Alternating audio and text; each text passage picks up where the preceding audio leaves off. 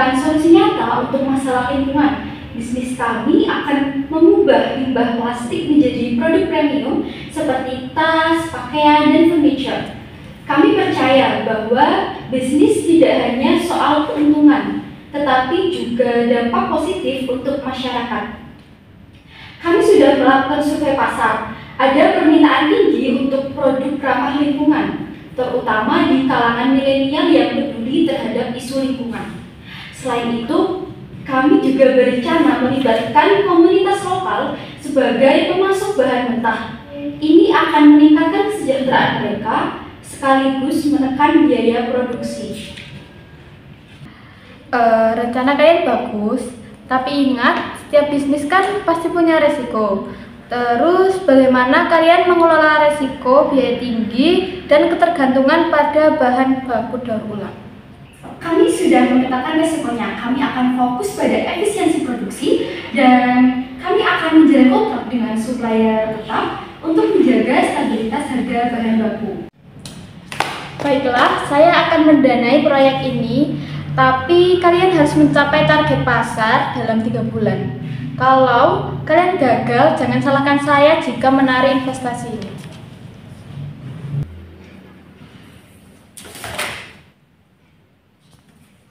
Aduh, akhirnya ada investor yang mau mendanai bisnis ini.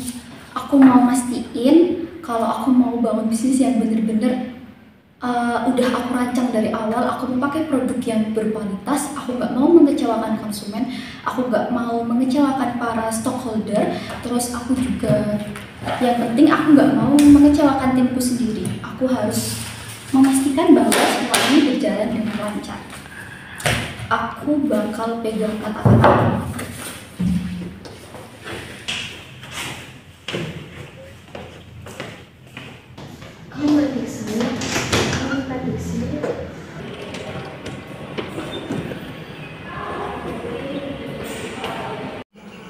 Aku akan pegang semua omonganku dan aku pastikan ini semua akan berhasil.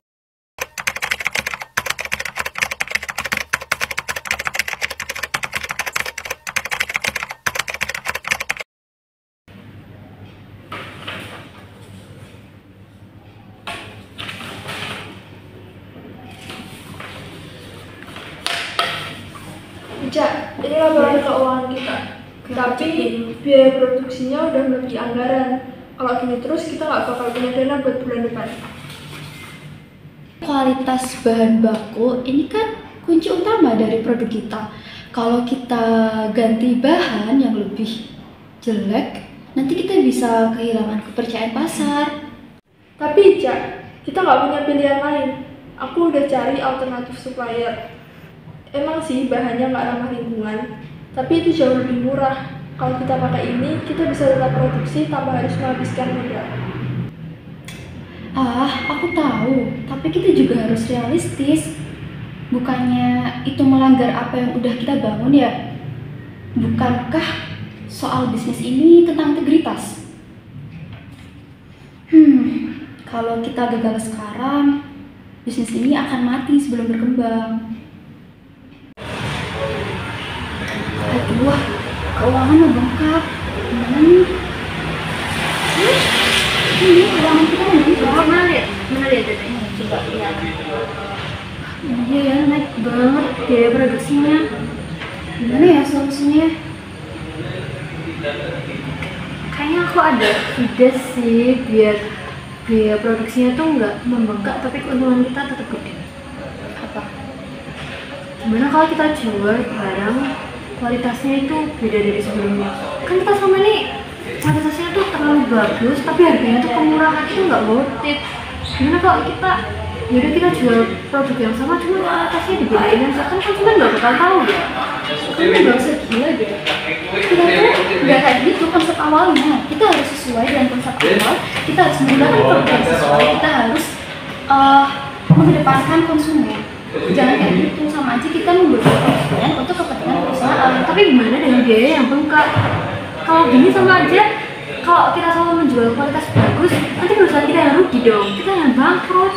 Kita nggak bisa jual produk lagi dong nanti. Tapi kamu yakin cara ini bakal berhasil? Oh, nggak bisa kan nggak tahu. Oke, aku mau cara ini, tapi untuk sementara waktu, kalau kita udah berani, kita harus sesuai awal. Boleh? Kita coba.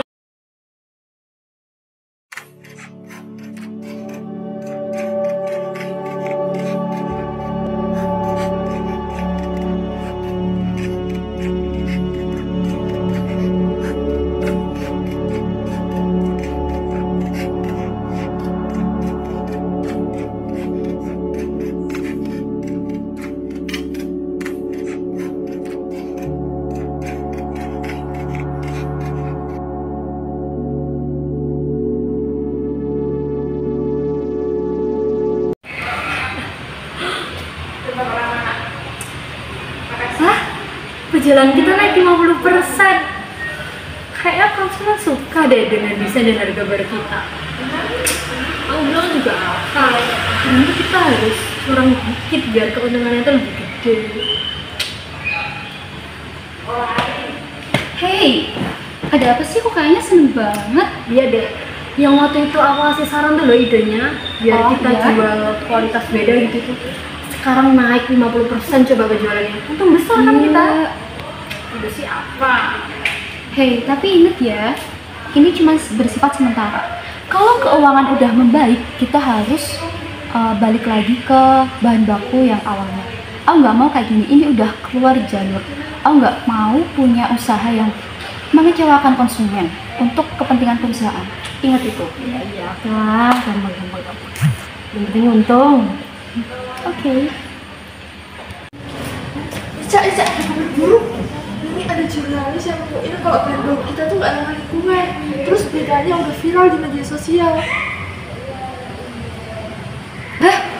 Kok bisa sih? Padahal penjualan lagi naik tahu. Iya. Oke, kita harus segera klarifikasi, ya nggak sih? Iya bener-bener. Kita harus klarifikasi deh. Yaudah, yuk.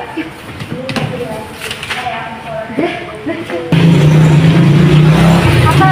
Iya loh, datanya konsumen itu pada marah-marah ke kita. Mereka merasa ketipu. Bahkan nih kita harus nanggung kerugian atas mereka. Semua salahmu tahu. Kok kamu jadi nyalahin apa sih? Kan sebagai pemimpin harusnya nih pemimpin tuh harus buat sesuatu yang benar dong. Kamu mau nyalahin nih? Udah. Kita jadi kehilangan semua kan? Kehilangan konsumen, investor juga udah menarik dananya. Aku gagal sebagai pemimpin. Aku gagal dalam memanage timku sendiri. Aku kehilangan kepercayaan konsumen. Aku kehilangan investor. Aku gagal dalam segala hal. Baik, terima kasih teman-teman wartawan yang telah hadir. Hari ini saya datang untuk mengakui kegagalan bisnis kami. Kami memulai dengan visi besar untuk menyelamatkan lingkungan melalui inovasi. Tetapi kami tersandung oleh keputusan yang tidak sepenuhnya jujur. Apa yang sebenarnya terjadi? Bagaimana Anda bisa membiarkan penggunaan bahan yang tidak ramah lingkungan, padahal ini adalah inti dari bisnis Anda? Itu adalah kesalahan saya sebagai pemimpin. Di bawah tekanan untuk menjaga kelangsungan bisnis, saya membuat keputusan untuk menggunakan bahan alternatif yang lebih murah, tanpa mempertimbangkan dampak jangka panjang terhadap reputasi perusahaan kami. Beberapa laporan menyebutkan bahwa investor utama Anda menarik dana secara mendadak.